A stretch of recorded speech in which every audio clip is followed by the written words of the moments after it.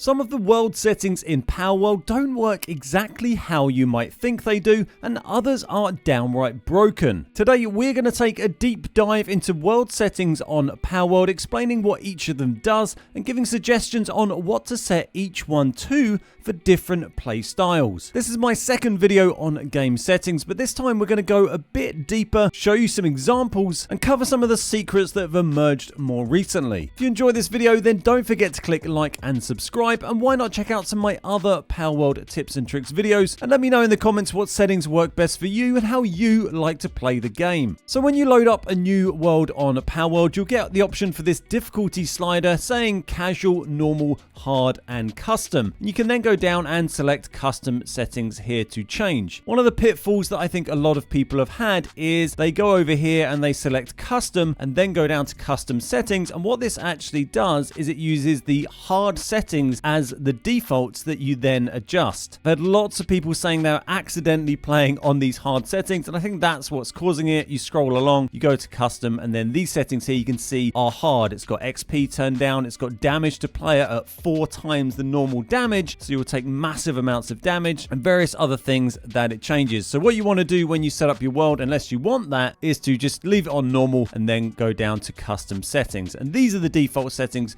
for normal difficulty. Daytime speed and nighttime speed are pretty self-explanatory. By the way, if you want to move these sliders a bit more quickly, if you're playing on console, you can move them with the left stick left and right, or you can use the D-pad left and right, and the D-pad moves a bit quicker, and then if you push the stick as well at the same time, it actually moves even quicker still. So this is on a controller, but you can actually move most of these sliders quite quickly. Daytime speed and nighttime speed both go from 0.1 all the way up to 5, and the higher this setting, the faster the daytime or the nighttime is going to be. So if I have 5 times daytime speed, we're going to have very, very quick days, and conversely, if I turn this down to 0.1, we'd have very, very long days. So you might want to change these if you want to make your nighttime a bit quicker, if you find it a bit annoying and can't always sleep through it. Keep in mind that adjusting these can impact the timers for things reappearing like caves or bosses, and things that have in-game timers will be affected by changes to your daytime speed. When you're in-game, you can track the progress of day or night. You can see down in the bottom left here, just to the right of my health and the temperature bar, there's this little icon that shows the day speed moving. This is on 5 times speed currently, so you can see that's moving really, really quick, and when that bar fills up, that will be the end of the day and it will become nighttime.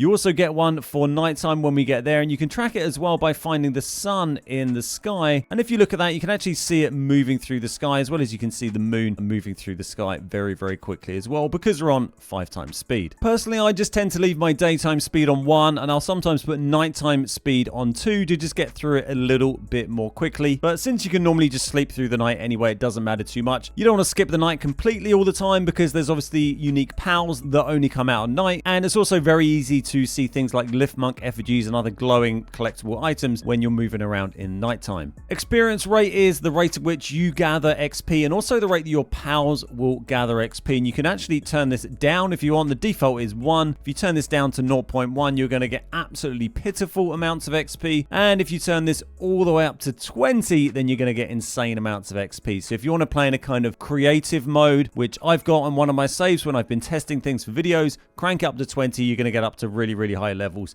very, very quickly, and so will your pals. As for what to actually use for a normal playthrough, I think 1 is pretty stingy. It's very, very slow leveling up if you leave this on 1. Personally, I would put it on at least 2 or 3. I think still offers a very balanced experience having this on times 3. It's still a bit of a grind, but it doesn't take absolutely forever to get through things, but it's not insanely fast. If you start going up to times 5, times 10, then it's going to be very, very quick to level up. And if you want to make your life an absolute misery and stay low level forever and take hundreds and hundreds of hours to get to level 10, then turn it down to 0.1. Pal capture rate is your effectiveness at capturing pals. It's kind of what gets increased when you use your liftmonk effigies at the statues of pal. This goes between 0.5 and 2, pretty small range. Turn up to 2, it's going to make it easier to capture pals. If you turn it down, it's going to make it harder to capture pals. I can't imagine why you'd want to turn that down. It's certainly going to make it very challenging. I think 1's absolutely fine for pretty much any playthrough, but if you want to make it a bit easier, then just chuck it up to 2. Pal appearance rate is quite an interesting one. So this isn't isn't really a setting that affects how many spawns of pals there are on the map. What this actually dictates is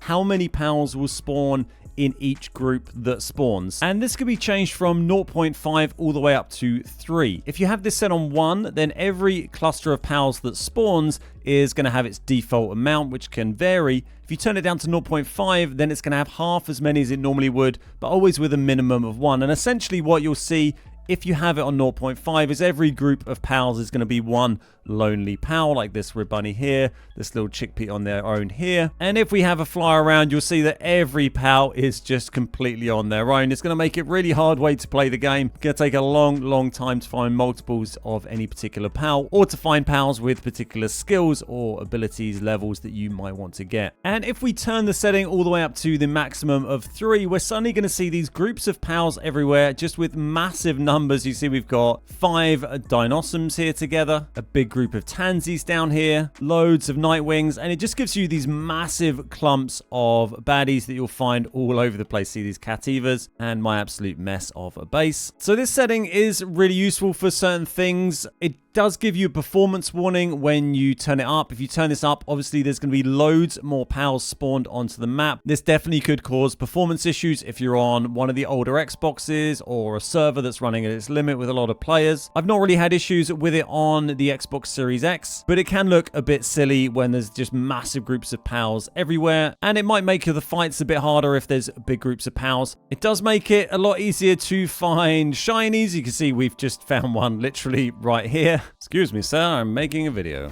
They don't spawn ridiculously commonly. That was quite lucky that they just happened to be there as I was flying past. But what is worth keeping in mind is that bosses will also have that multiplier applied to them. So if you turn this up to ×3, you're going to get triple bosses like we have here, and that's going to affect all bosses in the game. If you have it on 1 or 0.5, you'll just see 1 boss. If you have it on 2, you'll see 2 bosses, and 3 for 3 bosses. So playing with it on 2, I think, can be quite a nice balance. You get a few more pals about. That makes it a little bit easier to find pals with specific skills you want to get multiples of pals so you can level up and get XP, so you can farm loot from killing pals. And also just makes the game a little bit more of a challenge when you fight some of the bosses that might be a bit easy, and it gives you 2 of them, particularly if you have more than 1 players playing together. I think having multiple bosses can make the game pretty cool. Like I said, just be careful for performance issues. The game does give you a warning, so if you're playing on hardware that's already at its limit, then it's probably not going to be a good idea to touch this setting at all. Damage from pals multiplier goes from 0.1 to 5, and the same goes for damage to pals multiplier. What this setting does, the first one is the damage that pals do, and that includes enemy pals and your own pals. So if you turn this down, then when you're fighting enemy pals, they're not going to hurt you as much, but also your own pals will be less effective. And if you turn it up, conversely, you're going to take more damage from enemy pals, but they're also going to take more damage from your own pals, so it kind of balances out. Damage to pals works kind of the same, but the other way. So when you or your pals attack another pal, they're going to take multiplied damage. If you turn this up, if you turn it down, they're going to take less damage. Because this affects both your own pals and enemy pals, I would just not really touch these at all. Just leave them at 1 and 1. If you move them up or down to try and make the game harder or easier, then it kind of counters that by having that effect also on your own pals. If you want to play around with how much damage you do or take, then playing around with these settings a bit further down is going to work better for you, but we'll come to those when we get there. Pal hunger depletion rate and pal stamina reduction rate is how quickly your pals hunger and stamina will go up or down. If you turn this value up, then their hunger is going to go down more quickly. And if you want to make it more forgiving, then turn it down to less than 1 and their hunger will deplete more slowly. Same for stamina. If you want to make their stamina last for ages, so you can fly for absolutely ages or glide with one of your pals for ages, you can turn that all the way down to 0.1 and their stamina will last for absolutely ages. If you turn this up, it's going to make the game pretty challenging. But if you wanted to play a more brutal, hardcore mode, then you could turn these up to 2 or 3, and that's going to add a real challenge to the game. Pal auto health regeneration rate. This is how quickly your pals will regenerate health over time. If you turn this up to max, which is 5, they'll regenerate their own health very quickly. If you turn it down to 0.1, they'll regenerate health very slowly. The next one, pal sleep health regeneration rate. This is how much health they'll heal when sat in the pal box. Goes between 0.1 and 5, and it's worth noting this doesn't affect the 10-minute timer you get for putting dead or knocked out pals into your power box. It won't reduce that amount of time. Just affects how much health pals heal over time when they're in the power box. You can't affect that 10-minute timer, but there are certain ways of getting around it by putting pals into the viewing cage or by just dropping them on the floor in your base and letting other pals in your base pick them up and put them in bed. Damage from player multiplier and 2-player multiplier go from 0.125. Damage from player, this is how much damage you do to any enemy that you attack. If you turn this down, you're going to do reduced damage, and if you turn it up, you're going to do more damage. You can put this all up to 5. If you do that, you're probably going to end up killing everything when you might want to actually capture it. So even if you want to play on an easier setting, I wouldn't really put it above maybe 2 or 3.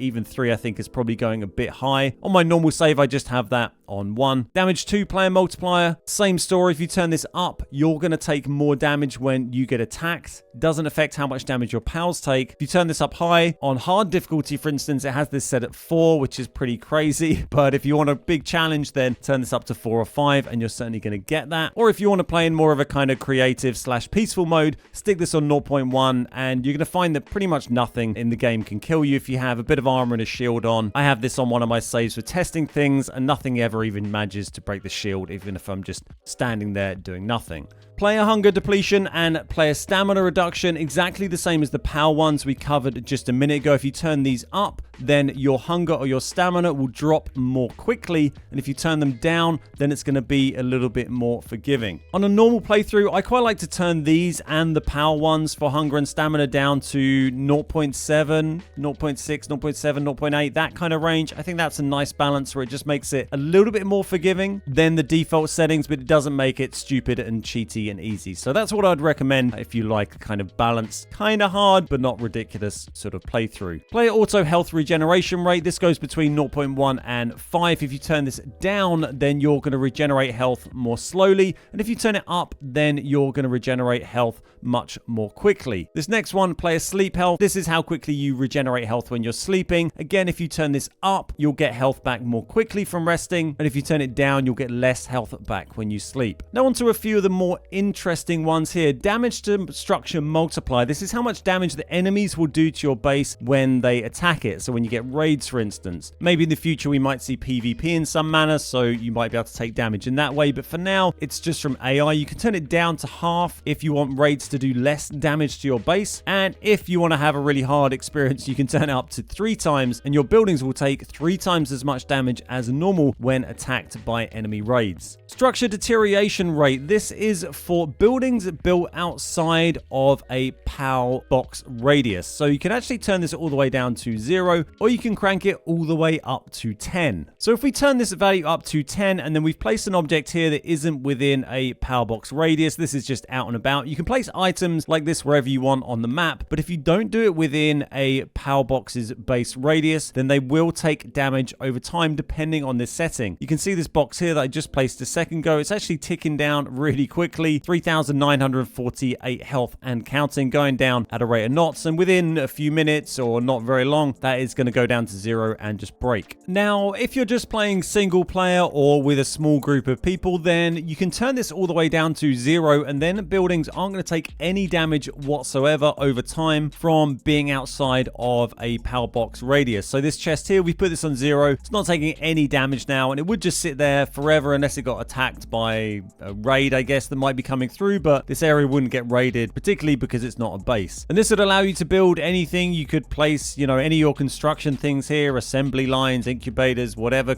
workbenches. You can place wherever you like. So you can build bases wherever you want without a PAL box. Obviously, you're limited because you won't have any pals working there apart from one that you might be able to assign manually from throwing down. But without a PAL box, you can't assign pals to automatically work in different locations. But you could put up little bases around with chests, with workbenches, if you wanted to go manually harvest some resources somewhere, or just build little cool outposts for aesthetic purposes. Why would you have this setting turned on, or why would you have it turned up? Well, because if you're playing on a server with a bunch of people, then you're going to end up with loads of stuff dotted around the map all over the place. You can have chests and workbenches that people just chuck down, and then they go and build a base somewhere else and forget about it, and they're just going to build up until you have a huge mess of structures like that all over the place. So it's just a way of this kind of game game, getting rid of those kind of old structures. They will deteriorate over time. And just be careful of building stuff just over the edge of your power box's radius, because if you go outside of it, maybe by accident, and don't realize, that's actually going to take damage over time if you haven't turned this setting down, and you could have part of your base breaking by mistake.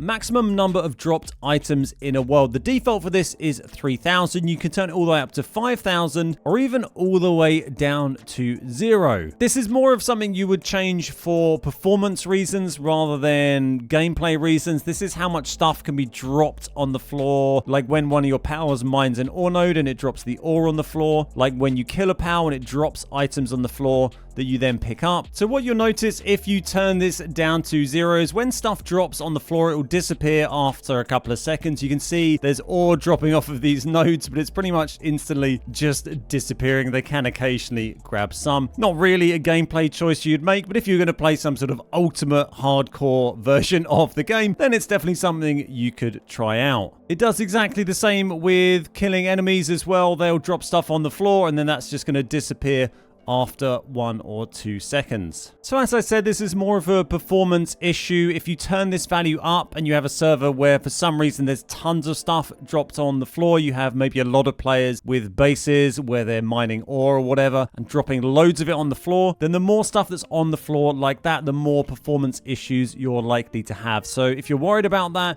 you can always turn that down to 1,000, 2,000. I'm sure it's still going to be plenty and not affect most people. Gatherable items multiplier and gatherable objects health multiplier are two of the most important ones, I think, on this whole list. Gatherable items multiplier affects how much resources you get from anything that you mine or harvest. So if you're hitting a tree, if you're hitting a rock, if you're hitting some ore, if you turn this down, then you'll get less from it. If you turn this up, then you'll get more from it. If you set it to 3, for instance, then you're going to get 3 times as much resources from any particular tree or ore node or stone. But that's not always the case, and that's where objects health multiplier comes into this. If you turn this value down, then objects that you hit, like a tree or a rock, are going to break more quickly. And if you turn it up, then they're going to take a lot longer to break. This gets kind of confusing though, because this has a different effect depending on whether you're talking about a tree or a stone node or an ore node or other nodes that you'll mine with a pickaxe. If you have the health multiplier turned down and then go and chop a tree down, you'll actually get less wood because the tree will break more quickly. If you turn this up,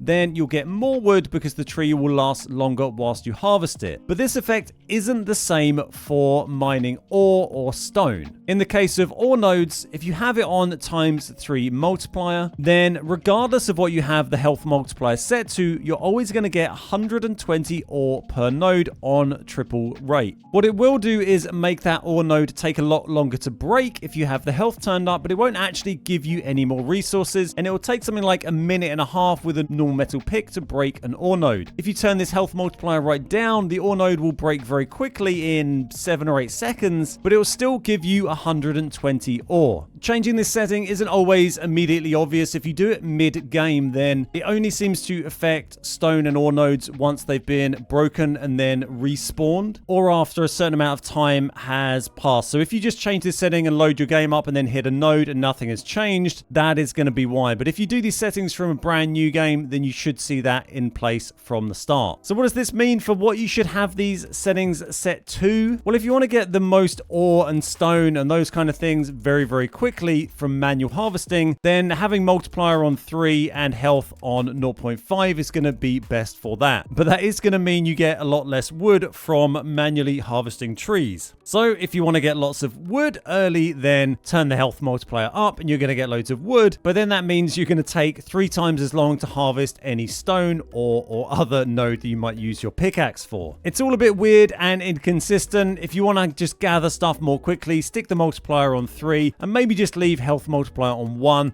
and then you've got a nice balance. You're going to get plenty of stuff from harvesting and you're not going to have any weird stuff with trees going on. Default for this is obviously 1. 3 is pretty jacked up. If you want to play a bit more of a balanced playthrough, maybe just stick this on 1.5 or 2 times. Gatherable objects respawn interval. This is how big the gap between things respawning is, and by things I mean trees, ore nodes, stone, and things you might harvest with a pick or an axe. If you make this value lower, then they are going to respawn more quickly, and if you turn this value up, it goes all the way up from 0.5 to 3, then objects are going to take much longer to respawn. Dropped items multiplier. This goes between 0.5 all the way up to 3. By increasing this value, enemy pals that you capture or kill are going to drop more resources. So 3 times is going to give you 3 times as much loot from everything you kill, and turn it to 0.5 is going to give you half as much as you would normally have got. Time to incubate massive egg. No other eggs also require time to incubate. This one's quite confusingly worded. You can set it between 0 all the way up to 240. The default is 2, and initially I thought this was maybe a setting that just applied to a certain type of egg called a massive egg, but it just means all the eggs are pretty massive, to be fair. And if you turn this down to 0, you're going to find that any egg you get in the game is going to incubate instantly when you put it in the incubator. The higher you have this setting, the longer eggs will take to incubate. If you turn it up to 240, then common eggs are something like 14 hours. That was with a plus 50% multiplier, so there's still going to be 8 hours or so by default. Large eggs are something like 99 hours, which I think was the cap. So they're just ridiculous, and I don't think you'd do that unless you really, really hated yourself. I think leaving that on 2 is probably fine for most people. Maybe you can turn it down to 1 if you want to be a little bit quicker, but not too crazy. And again, if you're playing a kind of creative, peaceful mode, then stick it on 0 and they will all instantly hatch. Enable raid events, very straightforward. You can turn them off or on. You can do this mid playthrough if you like. If you turn them off, you'll get no raids whatsoever. Raids can be pretty useful for acquiring certain items, certain loot, so it's good to have them on if you need some of that. If you're up for that, if you can defend well, then turn them on. But if you're getting annoyed by them, of course, you can just turn them off here. And you can always turn them back on mid playthrough if you like. There's no reason why you can't do that. Death penalty is what your player drops when they get killed. You can have it set to no drops, meaning there's absolutely no penalty for getting killed in the game whatsoever. You keep all of your inventory, all of your loot, everything. Drop all items except equipment is everything that's in your inventory except equipped items. Drop all items is everything in your inventory and everything you're equipped, like your armor and your weapons. And then all items and all pals on team is all of the stuff we said before, and also the pals that you have in your party at the moment will get dropped onto the floor, and then you have to go back